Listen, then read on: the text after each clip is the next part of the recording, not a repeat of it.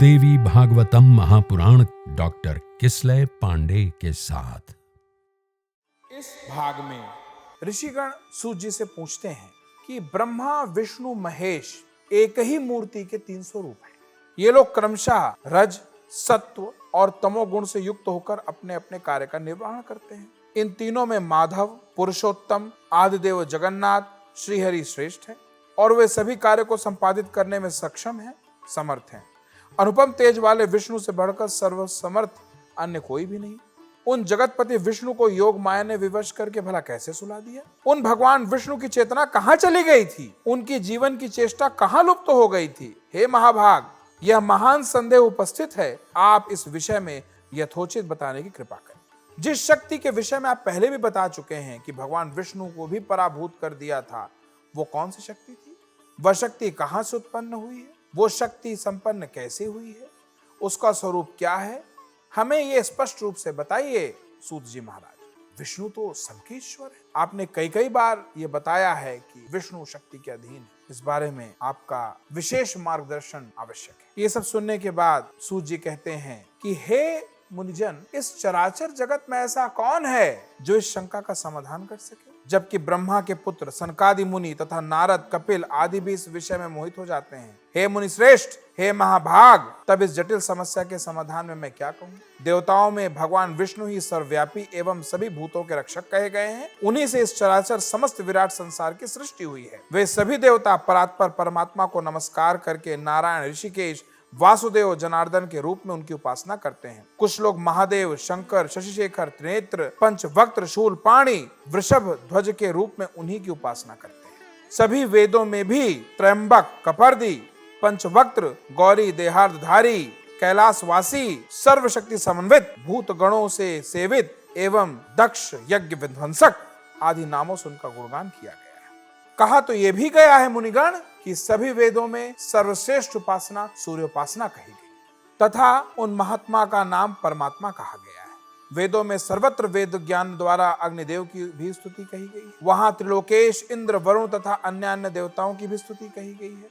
पौराणिक विद्वान 7 प्रमाण बताते हैं। इन प्रमाणों से भी जो दुर्गेय है वो है परब्रह्म। इसलिए इस विषय में बुद्धि, शास्त्र एवं निश्चयात्मिका से, युक्ति से बार बार विचार करके अनुमान करना चाहिए।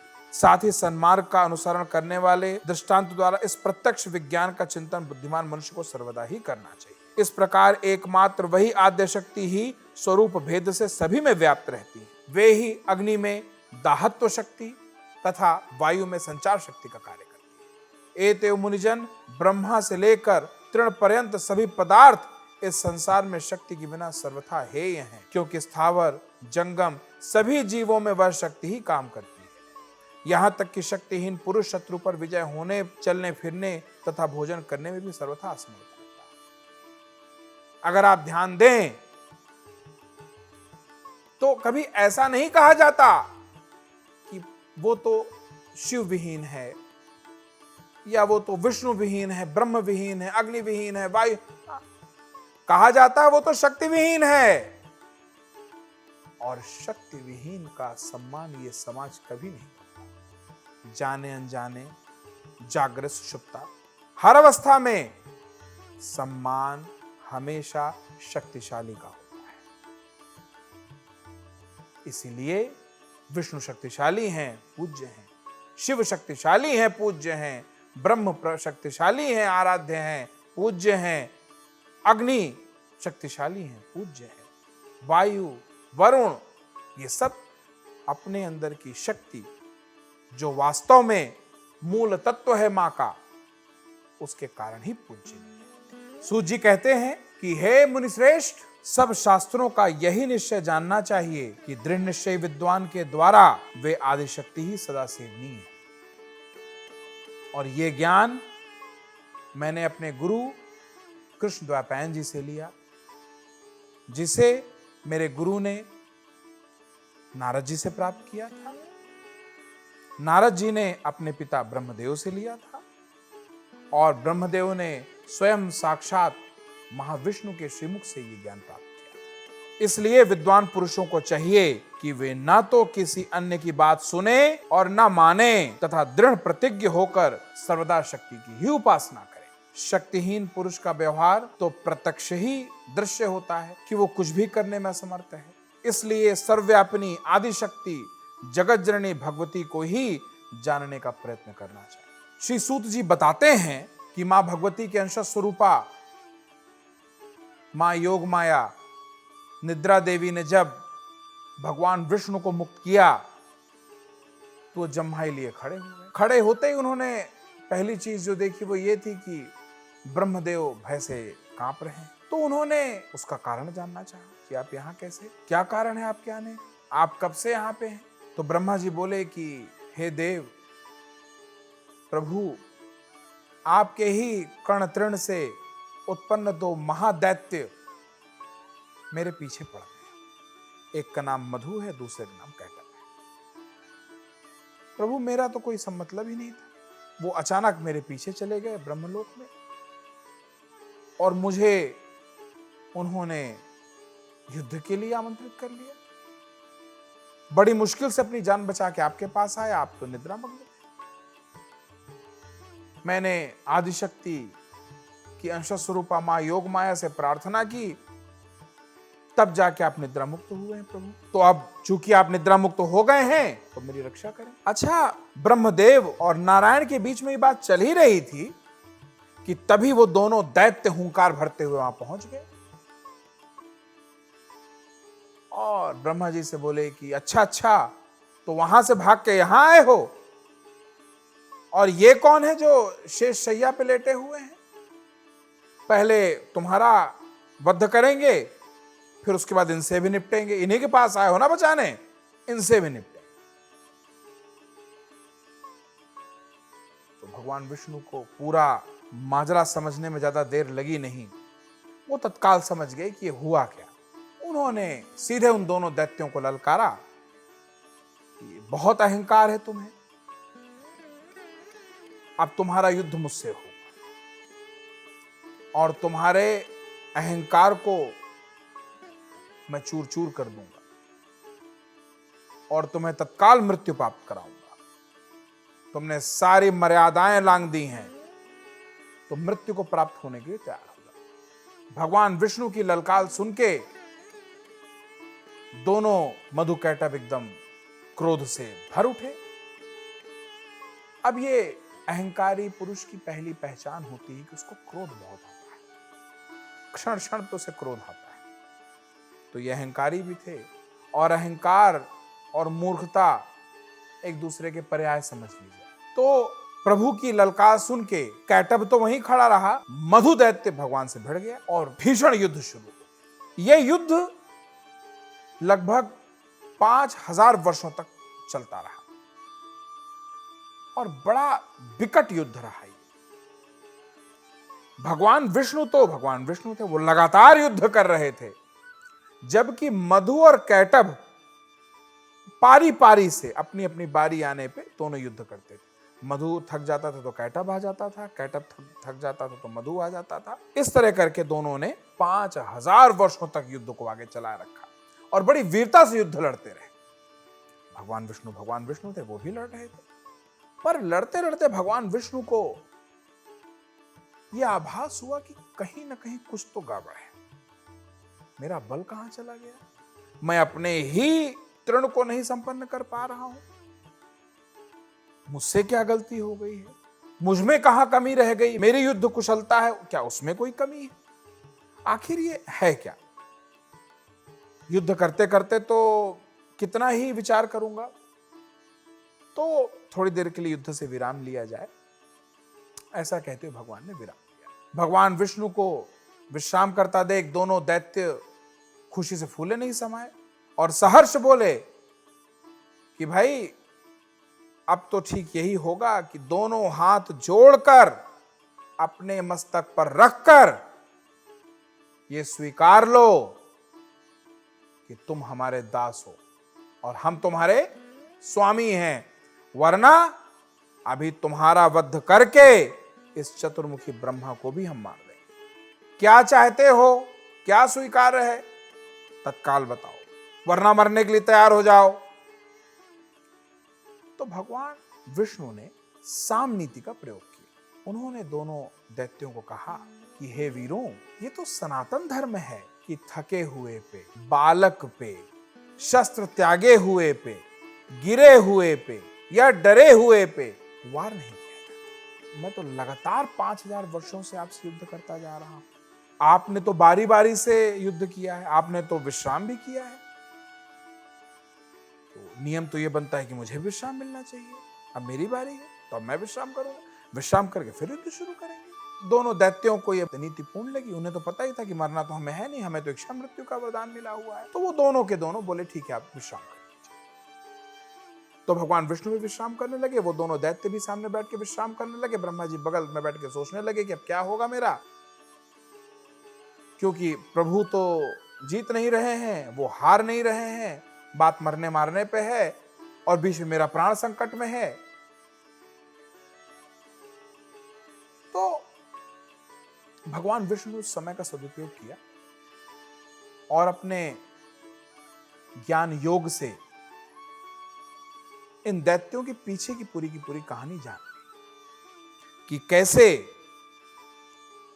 आदिशक्ति मां परांबा से इन लोगों ने इच्छा मृत्यु का वरदान मांगा है। भगवान विष्णु अब ये समझ गए कि बिना मां की शरण में गए इनका वध संभव नहीं है। चाहे भले ही फिर परांबा का ही आवाहन क्यों ना करना पड़े, चाहे फिर क्यों ना उनको अपनी मां जगत जननी जगदम्बा का आवाहन क्यों ना करना पड़े, भगवान विष्णु ने मां की स्तुति शुरू की ताकि उन दोनों दैत्यों का वध वो कर सके। भगवान विष्णु ने कहा कि हे देवी, हे महामाए, हे सृष्टि संहार कारिणी, हे आदि अनंत रहित, हे चंडी, हे भुक्ति मुक्ति प्रदायिनी शिवे, आपको नमस्कार है। हे देवी, मैं आपके सगुण तथा निर्गुण रूप को नहीं जानता, फिर आपके जो असंख्य अद्भुत चरित्र हैं मैं उन्हें कैसे जान पाऊंगा। मैंने आपके अत्यंत दुर्घट प्रभाव को आज जाना है, जबकि मैं आपके द्वारा प्रेरित योग निद्रा में विलीन होकर अचेत हो गया था।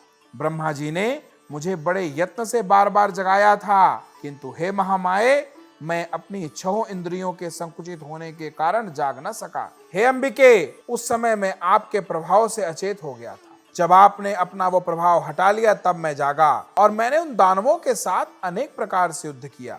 उस युद्ध में मैं तो थक गया, किंतु वो नहीं थके मां, तो उन्हें तो आपने वरदान दे रखा है मां।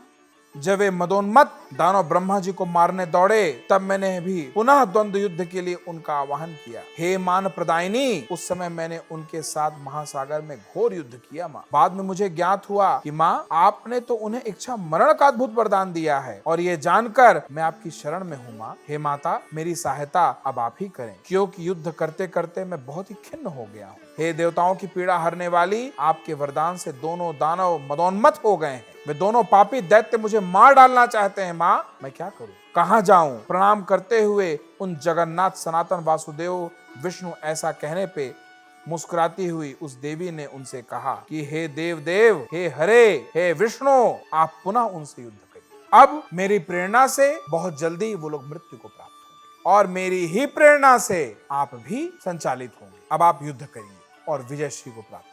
सूत जी कहते हैं कि देवी के इस प्रीति रस से पूर्ण वचनों को सुन के भगवान विष्णु में एक पुनः शक्ति का संचारण हुआ और वो दोबारा दैत्यों के सामने प्रकट हुए और उनका आवाहन किया कि आइए युद्ध करिए। इस बार दोनों दैत्य भगवान विष्णु से युद्ध करने के लिए आ गए। उन्हें तो पता ही था। तो युद्ध शुरू हुआ। अब भगवान विष्णु ने उनके ऊपर मुष्टिका प्रहार किया।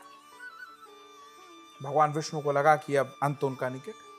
पर यह क्या, भगवान विष्णु ने उनके ऊपर मुष्टिका प्रहार किया, उन्होंने भगवान विष्णु के ऊपर कर दिया। तो भगवान विष्णु ने मां की तरफ देखा कि मां ये क्या हो रहा है, अभी अभी आपने शक्ति का संचारण करके भेजा, यहां फिर ये हावी हो रहे हैं। तो मां ने बस एक बार उन दैत्यों की तरफ देखा और देखते ही देखते उन दैत्यों के अंदर अथाह अहंकार का संचारण हुआ। भर उठे वो अहंकार से। इधर वो अहंकार से भरे, उधर भगवान विष्णु को मां की प्रेरणा हुई। भगवान विष्णु ने कुछ ऐसा कहा कि हे मधुकैटभ, मैं तुम दोनों के पराक्रम से बड़ा प्रसन्न हूं। अब देखिए मां की प्रेरणा से भगवान विष्णु कैसे चीजें आगे बढ़ा रहे हैं।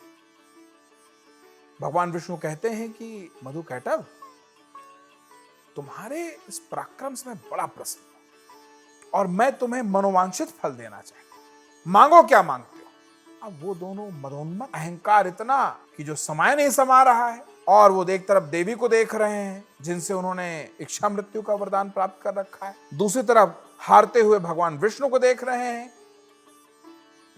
तो उनके मुंह से निकला कि नहीं नहीं, हमें कुछ नहीं चाहिए, हम लोग तो देने वाले हैं, तुम मांगो तुम्हें क्या चाहिए। हम याचक थोड़ी ना हैं, याचना है तो तुम कर लो, हमें कुछ नहीं चाहिए। अब देखिए, अहंकार में भरा हुआ मनुष्य इसी तरह कई बार ऐसी बातें बोलता है, या शायद हर बार ऐसी बातें बोलता है जो उसके सर्वनाश का कारण है।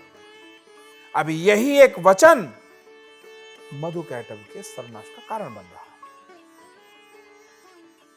तो इधर से भगवान विष्णु ने कहा कि भाई वर आप मांग लीजिए। उन्होंने कहा नहीं नहीं, हमको याचक थोड़ी ना है, तुम मांगो तुम्हें क्या चाहिए। तो भगवान ने तत्काल वो दैत्यों का वचन था वो स्वीकार किया और कहा कि अगर देना ही चाहते हो तो मुझे ये वरदान दो कि अब तुम दोनों मेरे हाथों मृत्यु को प्राप्त हो। भगवान विष्णु का ये वचन सुनते ही तो दोनों दैत्यों का भूत उतर गया। होश में आए वो कि ये क्या निकल गया हमारे मुंह से। अब दोनों एक दूसरे का मुंह देखें, फिर एक बार विष्णु जी का मुंह देखें, ये कौन सा, ये कैसे हो गया हमसे, और ये क्या मांग लिया। अब अगर न दें तो पूरे संसार में हमारी बदनामी होगी, और ऐसा जीवन लेके करेंगे क्या। इससे अच्छा तो वीरों की भांति मरे। फिर भी उन्होंने जाते जाते एक बार और सोचा कि क्या पता विजयी हो जाए। अब वो सीधे तुमसे आप पे उन्होंने कहा कि आपने अभी थोड़ी देर पहले एक वर देने का संकल्प लिया था, आपने कहा था, क्या वो अभी भी हम लोगों के लिए वो प्रस्ताव खुला है क्या। आप तो सनातन हैं, आपका प्रस्ताव कैसे बंद हो सकता है। अगर संकुचाते हुए मधुकैटभ ने कहा कि अगर आप, पहले तो आपका ही था, ये तो अलग बात है कि हमने बोल दिया, पर आपका तो है ना। तो भगवान विष्णु मुस्कुराते हुए बोले कि हाँ है, मांगो क्या मांगते हो। तो बोले कि ठीक है, हम आपके हाथों मृत्यु को प्राप्त होंगे, अभी ये वर हमने आपको दिया, पर आप हमें उसी जगह मारेंगे जहां पर जल ना हो, निर्जल प्रदेश की सुविस्तृत भूमि पे आप हमें मारेंगे। क्योंकि उस समय उन्हें चारों तरफ जल ही जल दिख रहा, तो उन्हें पता था जल के अलावा कहीं कुछ है ही नहीं, तो ऐसे नहीं तो वैसे बच जाएंगे। भगवान विष्णु ने कहा ठीक, ऐसा ही होगा। क्या है कि भगवान विष्णु ने अपनी जंघा को विस्तार किया, उन दोनों को अपनी जंघा पे लिटाया, सर लिया और उनको ले गए जल के ऊपर, और दिखा दिया कि देखिए मैंने आपको कहा था ना निर्जन प्रदेश में मारूंगा, ये निर्जल प्रदेश है, यहां जल दूर दूर तक नहीं है। उन दैत्यों को लगा कि एक बार और मौका अगर मिल जाए तो उन्होंने क्या किया कि कई ब्रह्मांडों के बराबर अपने शरीर को बड़ा कर लिया। इतना बड़ा कर लिया कि ब्रह्मांड भी कई छोटे पड़ जाएं, पर वो भूल गए थे कि वो साक्षात महाविष्णु की जंघा पे लेटे हुए हैं। जितना स्वरूप उन्होंने बड़ा किया, उससे कई गुना ज्यादा बड़ी भगवान महाविष्णु ने अपनी जंघा कर ली। जंघा मतलब अपनी जांघों को कर लिया। और जब दोनों समझ गए कि नहीं अब तो मृत्यु निकट है, तो उन्होंने शांति से अपना यह प्रयत्न छोड़ दिया और भगवान विष्णु के हाथों मृत्यु को प्राप्त। इस तरह से जगत जननी मां जगदंबा की अंश माता योग माया की कृपा से, उनकी प्रेरणा से, उनके सहयोग से भगवान विष्णु ने मधुकैटभ जैसे दुर्दांत दैत्यों का वध किया। जब मधुकैटभ मारे गए तो उनके मृत्यु से इतनी विकट मात्रा में रक्त, मज्जा इत्यादि निकली कि संपूर्ण धरती का नाम भी मेदिनी पड़ गया। आप जानते होंगे कि धरती का एक नाम मेदिनी भी है, वो इसी कारण था। श्री सूत जी आगे कहते हैं कि आप लोगों ने जो प्रश्न किया था उसका ठीक ठीक मैंने उत्तर दे दिया। बुद्धिमान मनुष्यों को चाहिए कि वे महामाया महाविद्या की सर्वदा उपासना करते रहें, क्योंकि वे पराशक्ति ही समस्त देव दानों द्वारा आराध्य हैं, उनसे बढ़कर तो कुछ भी नहीं है। ये बात सर्वदा सत्य है एवं वेदों तथा शास्त्रों का निष्कर्ष है कि सगुण अथवा निर्गुण स्वरूप में सर्वदा उसी पराशक्ति का पूजन करते रहना चाहिए और उसी पराशक्ति का पूजन ही एकमात्र मुक्ति का साधन है। तो फिर प्रेम से बोलिए जय माता की।